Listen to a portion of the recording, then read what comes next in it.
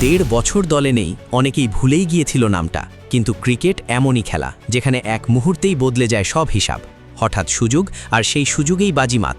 One day, T20 সবখানেই দাপট। বাংলাদেশের পেস আক্রমণের নতুন নেতা হতে যাচ্ছেন শরীফুল ইসলাম, নাকি এখনও নিজেকে প্রমাণ করার বাকি অনেক পথ? জানব শরীফুলের দেওয়া প্রশ্নোত্তর পর্বে।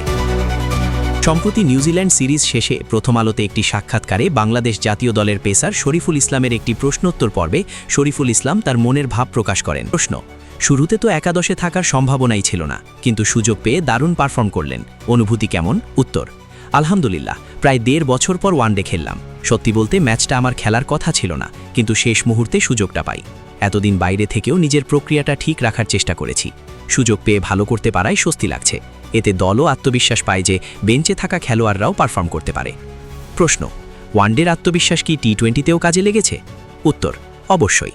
আমি তো আগে থেকেই টি20 খেলছিলাম। ফরম্যাট আলাদা হলেও মূল বিষয় একই, লাইন ও লেংথ ঠিক রাখা। প্রথম ম্যাচে একটু খারাপ করেছিলাম, কিন্তু পরে নিজের ভুলগুলো ভিডিও দেখে ঠিক করার চেষ্টা করেছি। দ্রুত শেখাটাই এখানে গুরুত্বপূর্ণ। প্রশ্ন: অনেকেই এখন আপনাকে স্ট্রাইক বোলার বলছেন, এটা কি চাপ বাড়ায়? সত্যি বলতে আমি এই ট্যাগে বিশ্বাস করি না। আমাদের দলে সব পেসারই সক্ষম, যার দিন ভালো যায় সে পারফর্ম করে।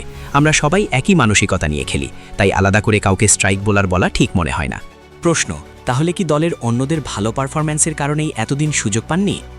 হ্যাঁ, সেটাই স্বাভাবিক। দলে অনেক ভালো পেসার আছে। কেউ চোট পেলে বা সুযোগ এলে তখনই জায়গা পাওয়া যায়। আমি সব সময় প্রস্তুত ছিলাম, সুযোগ পেয়ে নিজের সেরাটা দেওয়ার চেষ্টা করেছি। আপনার নির্দিষ্ট ভূমিকা কি দলে?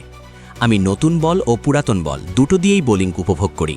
সবসময় চেষ্টা করি সেট ব্যাটসম্যানদের আউট করতে, কারণ তখন ম্যাচের মোড় ঘুরে যেতে পারে। সামনের টেস্ট খেলবেন, 3 ফরম্যাটে খেলা কতটা চ্যালেঞ্জিং অবশ্যই, কিন্তু শুরুতেই আমি 3 ফরম্যাটে খেলেছি।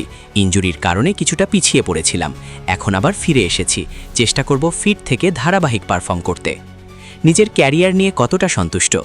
উত্থান পতন থাকবেই। আমি সবসময় চেষ্টা করি ভুল থেকে শেখার, সামনে আরও ভালো কিছু করার লক্ষ্যেই এগিয়ে যাচ্ছি। কোচের সঙ্গে কাজ করা কতটা সহায়ক হচ্ছে?